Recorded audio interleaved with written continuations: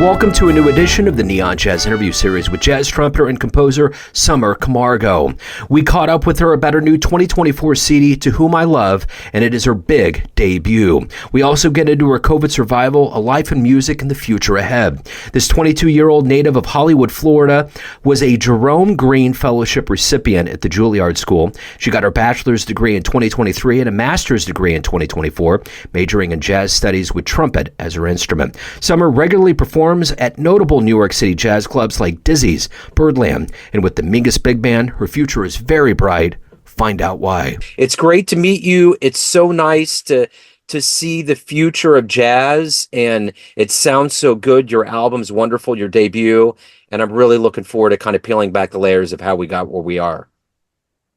Oh, thank you so much. I so appreciate it. Yeah. So I would love to begin our conversation with, 4 years ago, we were trying to figure this pandemic out, how long it was going to last, the ramifications, just all of it. And now that we're kind of out of it in this post-pandemic era, as an artist and a musician, how did you survive that time period? And how did it affect this debut and the way that you do things now? So when the pandemic started, I actually was a freshman at Juilliard. I was on spring break, and my family, we had just come up to do like a little family vacation type thing. My sister was touring some schools. Now she's at the Fashion Institute of Technology. She's doing really well studying fashion, but at the time she was touring some schools, and I was supposed to actually have my debut gig as a band leader in New York City at Dizzy's Jazz Club for the late night session. And yeah, COVID hit during that time, and it was just felt sort of like a horrible movie. And we went back to Florida, and a lot of, even though COVID was a horrible time and I wouldn't want it to ever happen again, and I'm happy that we have finally come out of it, there were a lot of really amazing things that happened in my career because of it. So one of those things was actually this album of mine. So the way that this album sort of came about was at Juilliard, I had an assignment in my entrepreneurship of the arts class, and we have a lot of amazing grant opportunities at Juilliard, and our final exam was to pretend that we were submitting an application for one of these grants.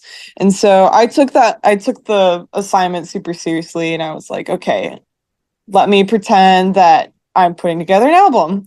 Like, let's just pretend, because I have enough originals. I know the people that I would want to play with on my album. And so I put it together, and I put together a concept and submitted it for my project and didn't think much of it. And then I saw that there was this amazing grant opportunity called the Laurie Frank Grant that the Laurie Frank Foundation is continuing in after the amazing trumpet player and almost like trumpet guru Laurie Frank passed away. So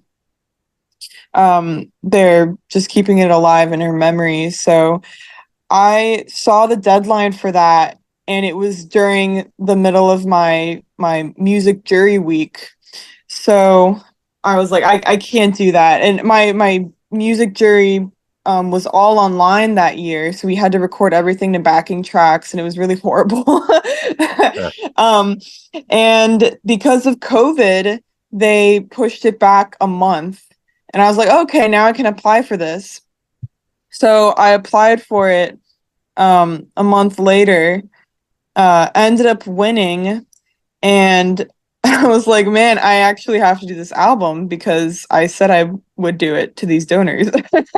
So after that, I was sort of lost with how to put together an album. I wasn't signed, to a label at the time. And so I called a bunch of different people. I called Sean Jones, I called Bria Skomberg, and I called Wynton Marsalis. And all three of them gave me amazing advice. And Wynton was the last person I went to, and he invited me to come over to his apartment. We looked over my originals, and he's just been such an amazing mentor in my life. And he mentioned the possibility of doing an album with Blue Engine at Jazz Lincoln Center. And I had to sort of pull it out of him because he's very much he doesn't want it to seem like he's pressuring you to like do his own thing. He's like, it's whatever you like, what do you want to do type thing? What is your mission statement? What is your concept type thing? So I had to pull it out of him like, wait, what is this Blue Engine opportunity? And um and then yeah, he connected me with Blue Engine, and that is sort of how that the whole album came about with that. So this is a big deal. You know, your initial shout into the world of jazz, you mentioned a lot of big names. There's a lot of you, and there's nothing more gratifying than getting backed by, you know, to have the funds up front. You have the confidence to go in and do this. You've been getting some good ink. So at the end of the day, what are you ultimately hoping the listener and everybody gets from this initial shout out into the jazz world? I well, in my mission statement, my own personal goal is to just show the joy of that I have playing this music, and hopefully to inspire others to um, play this music, but also just to feel the joy. I think this music is super joyful. Even though it has some dark history, it's we play the blues to make the blues go away type thing. And I think I, I write music based off of the experiences in my life, and it's been beautiful because some of my own music, like listening to my music recorded, has helped me get through some hard times as well. So that's ultimately what I want when people listen to my music. So, you know, this album obviously shows, you know, not only your voice, but your growth, and it all began somewhere. Take me back to the beginnings. Where were you born and raised, and how did these roots of playing an instrument and ultimately getting into jazz, how did all of this kind of evolve and take form into who you are today? I actually started playing violin when I was in third grade, and I did a lot of Celtic and Irish reels when I first started. And it's interesting because Winston talks a bit about the connection between Celtic music and jazz, and you have the concept of lilting, which is really similar to scatting, and uh, just the whole 6/8, 12/8 feel is very similar to swing. So it's interesting that I started with that music, but I wasn't very good because I didn't really practice that much. I loved going to lessons because I loved playing with my teacher, but I didn't really see a point in practicing because I didn't really have goals on violin. It was just sort of like play just to play. And for me, I've realized over the years that I operate more on like, okay, play because I'm going to be performing somewhere, I'm going to be auditioning for something, or just setting goals for myself with like external factors involved. And so 2 years later, I went to a Christian school that was K through 12 grade. So in fifth grade, we had the opportunity to pick band or chorus for our electives. So I went with band, and I picked the trumpet. And I still had that same mindset of I I can already play what's in front of me because I had already learned how to read in treble clef. And my teacher would call on me to play a lot. So I was like, okay, I don't need to practice because I know how to play this the beginner exercises. Until I met my private trumpet instructor that I had up until the end of high school, he completely changed my mindset of practicing, um, and he helped me realize that I wanted to become a musician. And in sixth grade, this is so crazy. In sixth grade, he he was really like one of the first people that really believed in me and saw a great future in me. And so he one of our lessons, he's super enthusiastic and is very like emotionally invested in his students and just wants the absolute best for them. And he had a great career. He played with Cheyenne and Gloria Stefan, and I'm from around Miami, so that Miami scene, he was a part of that. And his name is Rollis Stebbins, amazing teacher. But anyways, one of our lessons, he said, "Okay, Summer, we're not going to play today. I'm just going to talk to you." I was like, "All right." So he talked to me and he gave me just said the most like inspirational speech in talking about how I have the potential to go to Juilliard and to become a recording artist and really just travel the world and play my music. And so I was like, wow, yeah, this sounds great. And then in that moment I was like, yeah, I want to be a musician. Like that's what I want to do. And I that next year I auditioned for the All-State Middle School Jazz Band. Actually, sorry, back up. In sixth grade, my school started a high school jazz band, and because it was a K through 12 school, I could play with the high schoolers because we were all in the same building. And so they started a high school jazz band, and they needed more trumpet players.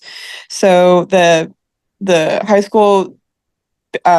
high school band director asked me to be in the band, and we played things like Sing Sing Sing and In the Mood and big band, classic big band era stuff. And I immediately fell in love with the music, and I remembered that our rehearsals were Tuesdays after school and for about 30 minutes and it was my favorite time all week. I look forward to it so much. I got there early. I practiced my music, even though a lot of people didn't take it seriously. It was just, I had so much fun playing the music. And I remember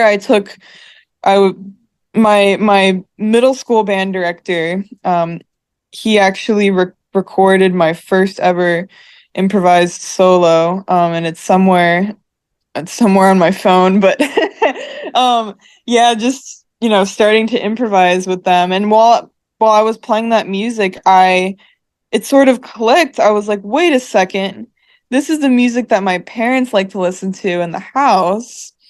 And so I didn't realize until I was in middle school that my parents really liked the big band swing era music as well, and I didn't really pay attention to it until then.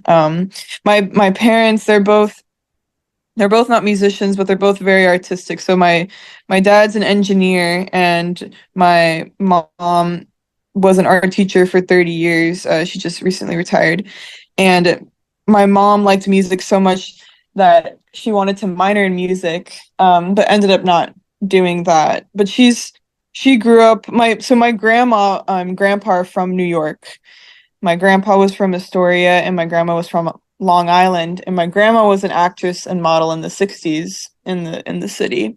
And so my mom grew up watching all the old Hollywood movies and old sitcoms, and so my mom was used to listening to like the Great American Songbook standards, and got my dad hooked on jazz, and my dad took a jazz appreciation course in college, and they've just been the most supportive parents. And I remember my mom telling me, like, when I was in high school, which it's sad that this is a rarity, but I'm super grateful that my parents just love jazz. But my mom said like it's a dream come true that one of my daughters is a jazz trumpet player, and so I think it's super cool. And on my birth announcement, the lyrics to "Summertime" are there, and they actually want my mom actually wanted to name me Ella after Ella Fitzgerald, but it didn't work because I'm half Colombian, so all my dad's family's from Colombia. So it would have if they when they said my name, it would be pronounced as Aya, which means she. So that wouldn't really work. Um, but yeah, so I realized in sixth grade or in middle school when I started playing that my parents really like jazz, but they never really like forced it on me. It just sort of happened naturally. They're just jazz admirers.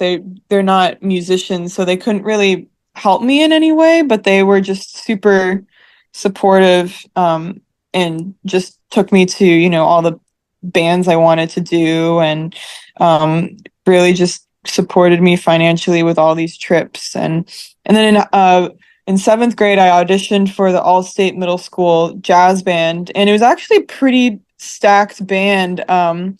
If I when you think back on it, because a lot of these musicians I'm actually still keep in touch, and some of them went to Juilliard with me and are in New York City right now, and are doing really well. And so when I was a part of that band in middle school, it was so inspiring, and just to be in an environment that was the first time I was in an environment where people were just as enthusiastic of the music as I was. And that was the moment where I was like, yeah, I want to be a jazz musician. Because when my teacher gave me uh that speech, that's when I realized that I wanted to be a musician. But when I wanted to be a jazz musician was the all-state experience. And then I got at that all-state, I was recruited to go to Dillard Center for the Arts, which actually was about 15 minutes away from my house. And they had a, a, a world, or sorry, a nationally acclaimed jazz band that participated in the essentially Ellington competition at Jazz Lincoln Center. And so I ended up going to that school and participating in essentially Ellington. And during that time, I auditioned to a lot of honor bands. And at essentially Ellington is where I met Wynton Marsalis and created a relationship with Jazz Lincoln Center. And then I auditioned to different schools in New York and ended up going to Juilliard, and I just graduated from Juilliard a month ago. So it's been an incredible journey. I'm very, very grateful. What was the first live jazz show that you saw that blew you away?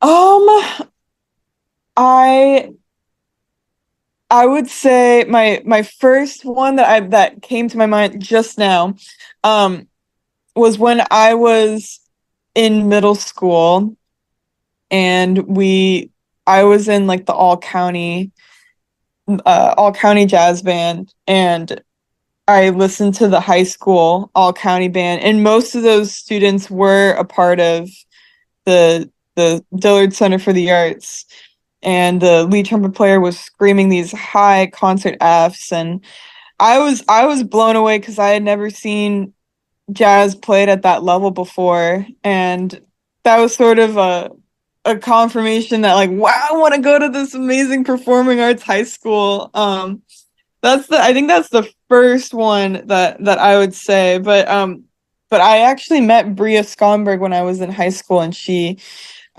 came to this place called the Broward Center by my house, and we have a picture. I mean, I looked like a little nerd, but uh, that we met at that time, and her concerts also blew me away. And Terrell Stafford came down, and we've had quite a few amazing artists that came down. Listening to Jazz Lincoln Center for the first time when I was a sophomore in high school was incredible.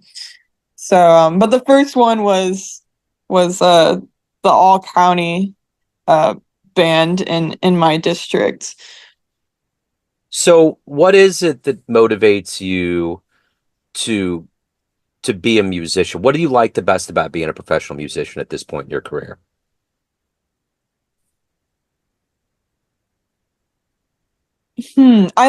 I almost view being a musician as being sort of like a superhero in a way. Like it's so beautiful that you're able to just like change the way that people are feeling at the time through something that you can't see, through what you're playing out of your instrument. I think it's the concept of improvisation is so beautiful.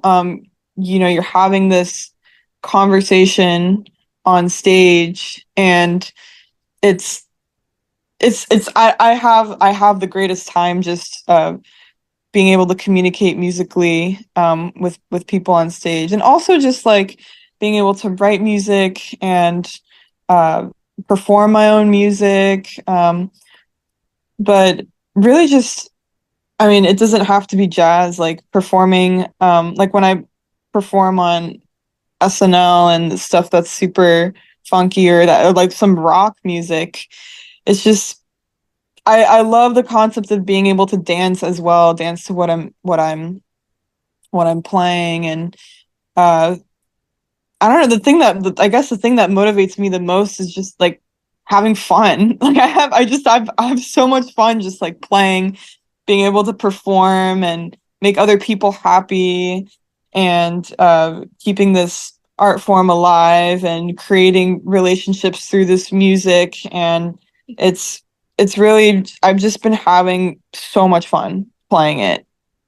So at the end of the day, and you've been lucky to be able to talk and be around someone like Wynton Marsalis, who clearly loves this art form.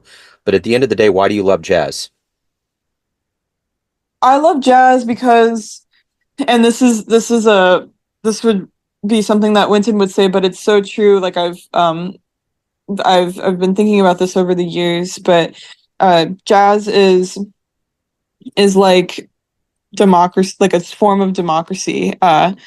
You come up to you go up on stage, and you can say your opinions, but you allow room for other people's opinions. And the relationship between the drummer and the bass player, um, between the loudest instrument and the softest instrument. And it's ultimately, I think it's what America should be. And just promoting the ideas of freedom in this music. You have so much freedom when you're playing jazz, when you're improvising, uh and ultimately, everyone experiences that freedom. It's not just one person when you go up on stage. So I think, and you can really feel that when you, especially when you're improvising. And I think it feels almost like you're floating. Um and of course, you practice, and there's some things that you want to do better at, but um it's it's a surreal feeling to just be able to create that musical conversation on stage with others. So at the end of the day, Summer, everyone has a perception of you, family, friends, your fans, but you run the show. What's your perception of you? Who do you think you are? Well, I grew up being a Christian. I'm still a Christian, and I view myself being a child of God, and I want to ultimately bring people closer to Him through my music, and show the joys of jazz, and the gospel through my music and the way that I live my life. And I think that's the greatest purpose uh, I have in my life. Um, and yeah, just showing who He is through me. So. Mhm. So the album, the debut, To Whom I Love, that's the new album. If anyone wants to pick this up physically in the proper format, see you live, anything about your world, where do you urge them to go? Yes, they can go to my website, they can go to summercamargo.com and everything is on there. As soon as you go to the homepage, you scroll down a little bit and you can see that you can check out my album. We recently just got a great review in the Downbeat magazine. I'm grateful that I just got listed in the top 25 most influential up and coming artists in Downbeat. And all my upcoming gigs are there as well, and different press stuff and SNL and all of that. So it's all there. Summercamargo.com. I love it. That's how I ran into you. I noticed you in Downbeat. I love getting in touch with artists that are on the rise. I remember talking to Samara Joy before she got big, and that was really memorable just to kind of see where the beginnings are. So you obviously have a bright future ahead of you. Summer, thank you for your story. Thank you for your time. Keep making the wonderful music. Thank you so much, Joe. Thanks for having me. Thanks for listening and tuning into another Neon Jazz interview, where we give you a bit of insight into the finest players and minds in Florida, Kansas City, and spots all over the world, giving fans all that jazz. And thanks to Summer for stopping by the show. If you want to hear more Neon Jazz interviews, you can find us on Spotify and Apple Podcasts. Subscribe to us at YouTube, and for everything Neon Jazz, go to theneonjazz.blogspot.com. Until next time, enjoy the jazz, my friends.